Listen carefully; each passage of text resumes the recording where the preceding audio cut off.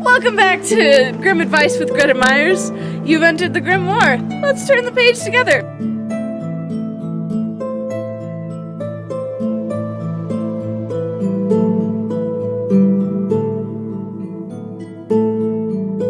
So this one, you might have heard of. I wouldn't be surprised, but I also wouldn't be surprised if you hadn't heard of it either, because this is one of the neutral, like, you might have heard of it, you might not, it's not very popular, but it kind of is. So, without further ado, the Valiant Little Tailor. One summer's morning, a little tailor was sitting on his table by the window. He was in good spirits and sewed with all his might. Then came a peasant woman down the street crying, "Good jam's cheap! Good jam's cheap!" This rang pleasantly in the tailor's ears. He stretched his delicate head out of the window and called, "Come up here, dear woman. Here you will get rid of your goods." The woman came up the 3 steps to the tailor with her heavy basket, and he made her unpack all of the pots for him.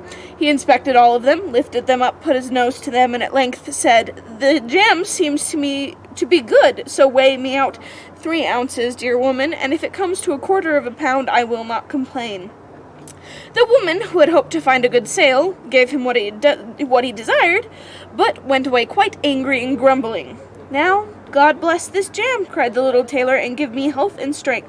So he brought the bread out of the cupboard, cut himself a piece right across the loaf, and spread the jam over it. "This won't taste bitter," said he, "but I will just finish the jacket before I take a bite."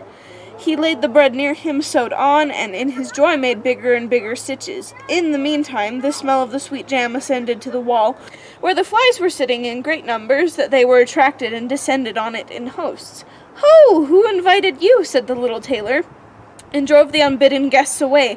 The flies, however, who understood no words, would not be turned away, but came again in ever-increasing companies. The little tailor at last lost all patience, and got a bit of cloth from the hole under his work-table, and saying, "Wait, I will give it to you," and struck it mercilessly on them. When he drew it away and counted, there lay before him no fewer than 7, dead and with legs stretched out. "Are you a fellow of that sort?" said he, and could not help admiring his own bravery. "The whole town shall know of this." And the little tailor hastened to cut himself a girdle, stitched it, and embroidered on it in large letters, 7 at one stroke. "What, the town?" he continued. "The whole world shall hear of it." And his heart wagged with joy like a lamb's tail. The tailor put on the girdle, and resolved to go forth into the world, because he thought his workshop was too small for his valor. Before he went away, he sought about in the house to see if there was anything which he could take with him. However, he found nothing but old cheese, and that he put in his pocket. In front of the door he observed a bird which had caught itself in the thicket. It had to go into his pocket with the cheese. Now he took to the road boldly, and as he was light and nimble, he felt no fatigue. The road led him up a mountain, and when he had reached the highest point of it, there sat a powerful giant looking about him quite comfortably. The little tailor went bravely up, spoke to him, and said, "Good day, comrade. So you are sitting there overlooking the widespread world? I am just on my way there, and want to try my luck. Have you any inclination to go with me?" The giant looked contemptuously at the tailor, and said, "You ragamuffin, you miserable creature!" "Oh, indeed," answered the little tailor, and unbuttoned his coat, and showed the giant the girdle. "There you may read what kind of man I am." The giant read 7 at one stroke, and thought that they had been men whom the tailor had killed, and began to feel a little respect for the tiny fellow. Nevertheless, he wished to try him first, and took a stone in his hand and squeezed it together so that the water dropped out of it. "Do that likewise," said the giant, "if you have the strength." "Is that all?" said the tailor. "This is child's play with us," and put his hand into his pocket, brought out the soft cheese, and pressed it until the liquid ran out of it. "Faith," said he, "that was good, wasn't it?" The giant did not know what to say, and could not believe it of the little man. Then the giant picked up a stone and threw it so high that the eye could scarcely follow it. "Now, little mite of a man, do that likewise." "Well thrown," said the tailor, "but after all the stone came down to earth again. I will throw you one which shall never come back at all." And he put his hand into his pocket, took out the bird, and threw it into the air. The bird, delighted with its liberty, rose, flew away, and did not come back. "How does that shot please you, comrade?" said the tailor. "You can certainly throw," said the giant, "but now we will see if you are able to carry anything properly."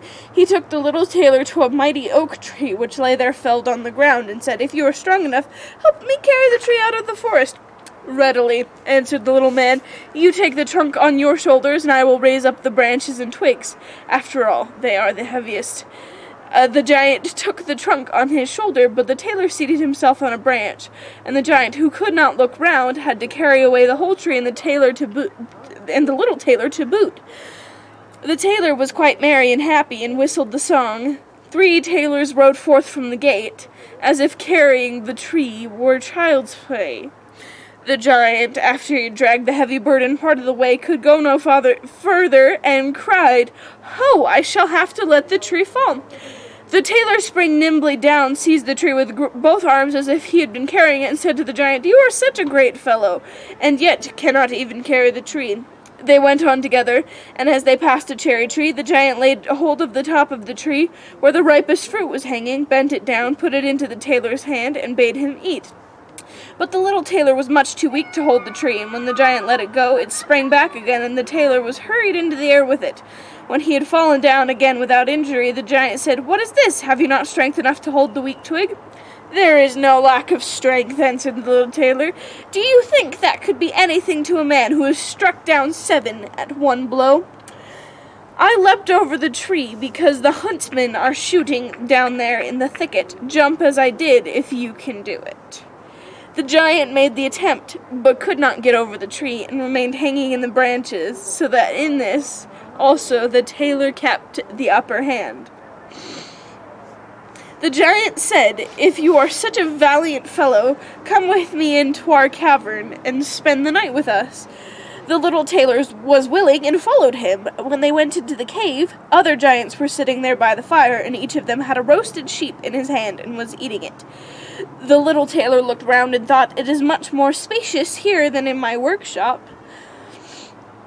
The giant showed him a bed, and said he was to lie down in it and sleep. The bed, however, was too big for the little tailor. He did not lie down in it, but crept into a corner. When it was midnight, and the giant thought that the little tailor was lying in a sound sleep, he got up, took a great iron bar, cut through the bed with one blow, and thought he had given the runt his finishing stroke. With the earliest dawn, the giants went into the forest, and had quite forgotten the little tailor, when all at once he walked up to them with quite merrily and boldly. The giants were terrified. They were afraid that he would strike them all dead, and ran away in a great hurry.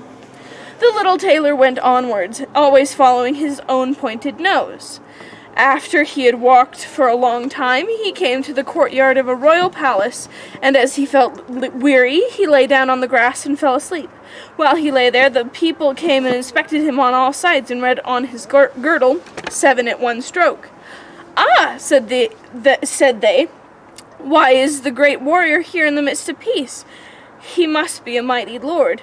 They went and announced him to the king, and gave it as their opinion that if war should break out, this would be a weighty and useful man, who ought on no account to be allowed to depart. The counsel pleased the king, and he sent one of his courtiers to the little tailor to offer him military service when he awoke. The ambassador remained standing by the sleeper, waited until he stretched his limbs and opened his eyes, and then conveyed to him the proposal. "For this very reason I have come here," the tailor replied. "I am ready to enter the king's service." He was therefore honorably received, and a special dwelling was assigned him.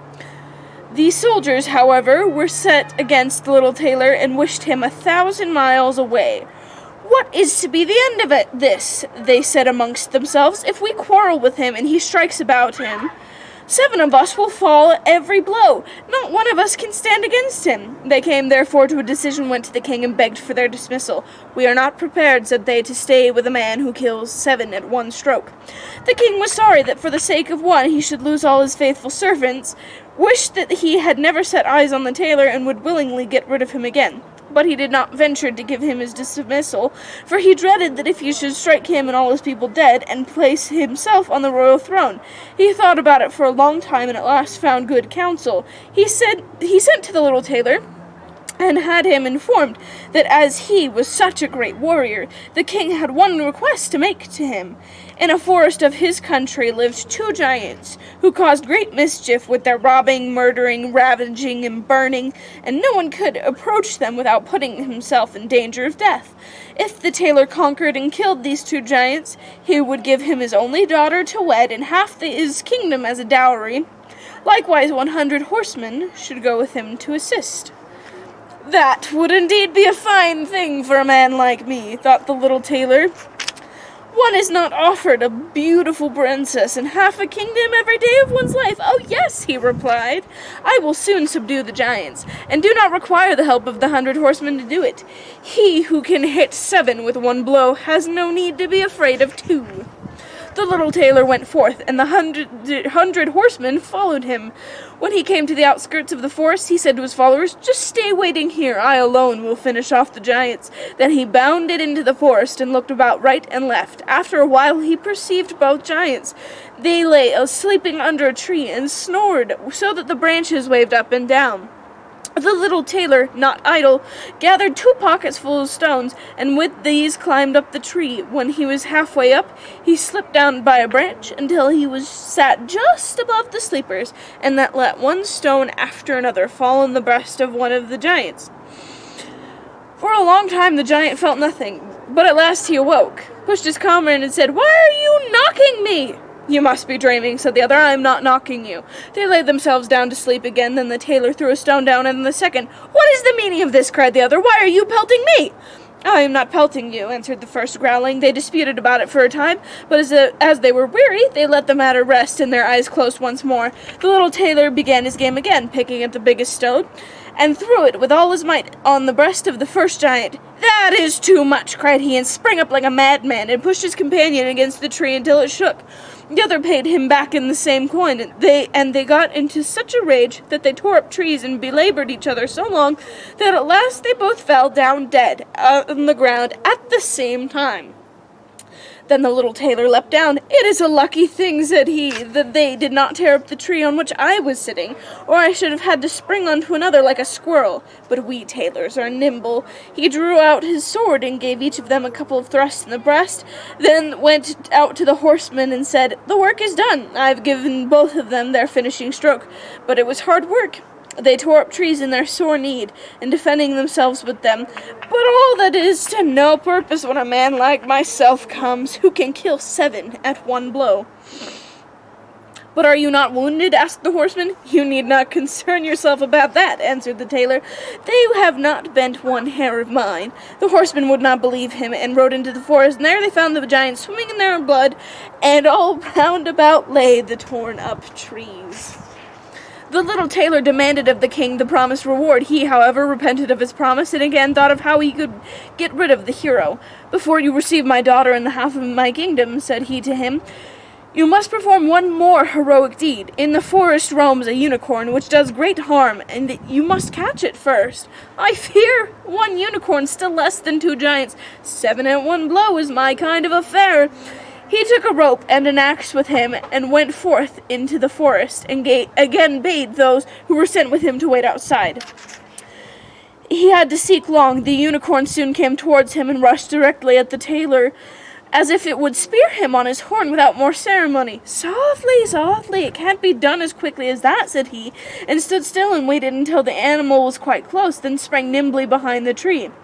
The unicorn ran against the tree with all his strength, struck its horn so fast in the trunk that it had not enough strength to draw it out again, and thus it was caught.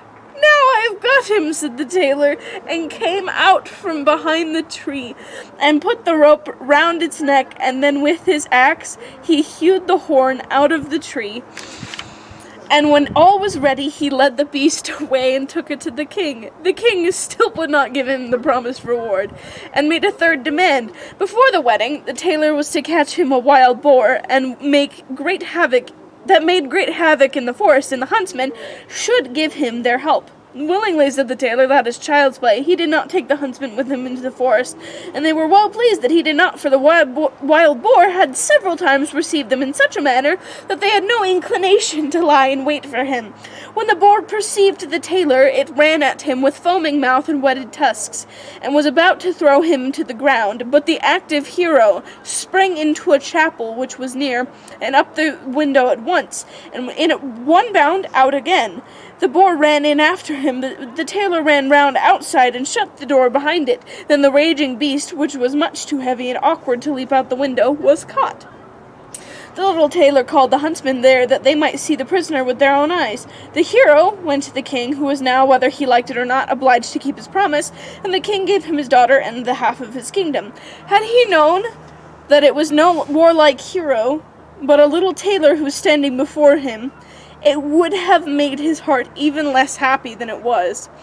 The wedding was held with great magnificence and small joy, and out of a tailor a king was made. After some time, the young queen heard her husband say in his dreams, "At night, boy, make me the doublet and patch the pantaloons, or else I will wrap the yard measure over your ears." Then she discovered in what state of life the young lord had been born, and next morning complained of her wrongs to her father, and begged him to help her to get rid of her husband, who was nothing else but a tailor. The king comforted her and said, "Leave your bedroom door open this night, and my servant shall stand outside, and when he has fallen asleep shall go in, bind him, and take him on board a ship, which shall carry him into the wide world." The woman was satisfied with this, but the king's armor-bearer, who had heard all, was friendly with the young lord, and informed him of the whole plot. "I'll put a screw into that business," said the little tailor. At night he went to bed with his wife at the usual time, and when she thought that he had fallen asleep, she got up, opened the door, and lay down again. The little tailor, who was only pretending to be asleep, began to cry out in a clear voice, "Boy, make me the doublet and patch me the pantaloons, or I will wrap the yard measure about over your ears. I slayed 7 at one blow. I killed 2 giants. I brought away 1 unicorn and caught a wild boar, and now I am expected to fear those who are standing outside the room." When these men heard the tailor speaking thus, they were overcome by a great dread, and ran as if the wild hunter were behind them, and none of them would venture anything further against him. So the little tailor was a king, and remained one to the end of his life.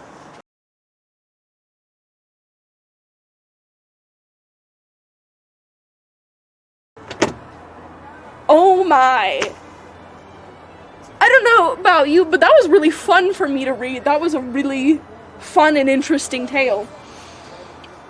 First off, it never says how, little he is. Maybe he's just short, or, maybe he's little because he's, skinny, or maybe he's, actually, Thumbelina type deal.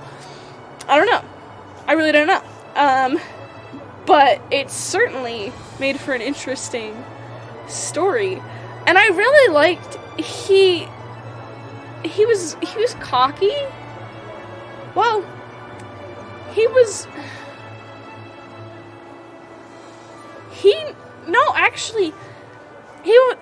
a lot of people will read this and be like, "Oh my gosh, he was cocky, he was, self-centered, he was arrogant." I didn't really see that. I just saw someone who knew their worth. And I mean, granted, he wasn't entirely truthful, but he did kill 7 in one blow. Dialectic toast. And I mean, he was creative in that he knew that he couldn't be strong like the giants wanted. He knew that he couldn't kill 2 giants. So he was smart, and he was creative, and he was ingenious, and he did what he had to, doing what he could. And honestly, that's phenomenal. That's amazing. I wish that every person I knew that their worth, like this little tailor did. He knew who he was. And it never says he was unkind. It never says he was blatantly untruthful. I mean, sure, he could have been more honest and cleared up. No, I killed. But he, like, honestly, he took, instead of letting people's, how they interpreted it, get him down, being like, oh my gosh, they're gonna have so many expectations of me now, oh my gosh, they think I'm a killer. Like, honestly, no, he rose to it. He's like, yeah, I said that I killed 7 in one bullet, I'm gonna live up to that. And he did. Like, it's obvious, it's like, honestly, so phenomenal just what he did and what he was, like, he is an amazing example of worth and character, because he knew who he was, he knew what he wanted to do, he knew, hey look, this thing that I did was awesome, and he went and told people about it. And honestly, that's a great thing to do.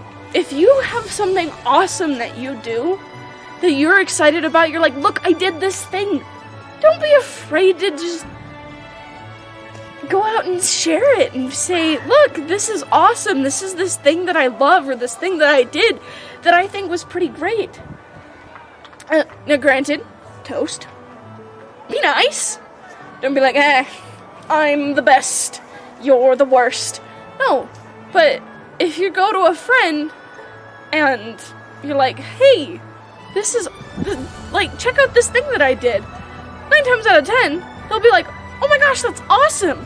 Now if they're having a bad friend moment, did I say they're a bad friend? No. If they're having a bad friend moment, they might be like, oh, they might feel bad because they can't do much, or be jealous because they want that skill. Or maybe they're just having a really bad day and that just kind of tipped them over and it was the last straw. But honestly, like, don't let that get you down either. Like, honestly, use that as a, hey, are you okay? Like, what about this bugged you? Like, how can I do better? And it'll honestly improve the relationship if you take it like that instead of being like, ugh, they were jealous. They don't love me anymore. Soap opera, I don't know. Really, honestly, just, okay, there are a couple things that the tailor did wrong. Like, you know, not being entirely honest. And,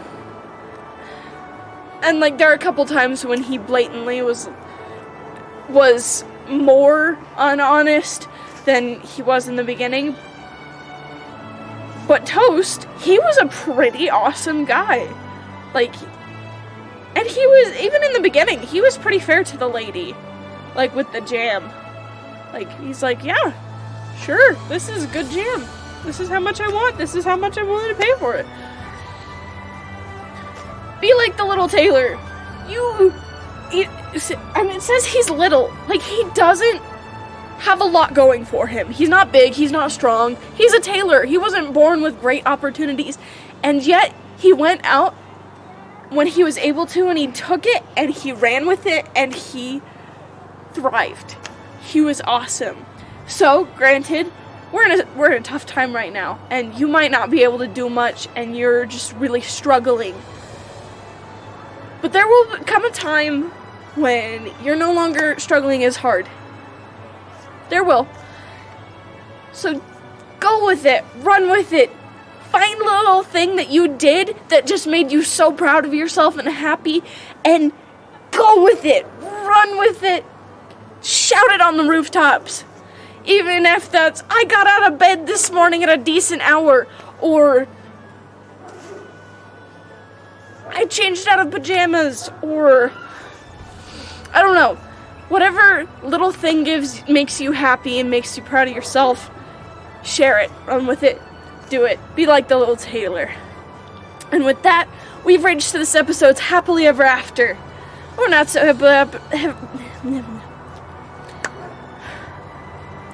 And with that, we've reached this episode's happily ever after. Sorry, I was so excited. And I mean, it might not be a happily ever after. That's really up to you. For me, it was. Tune in later and we can learn more together and turn a new page together.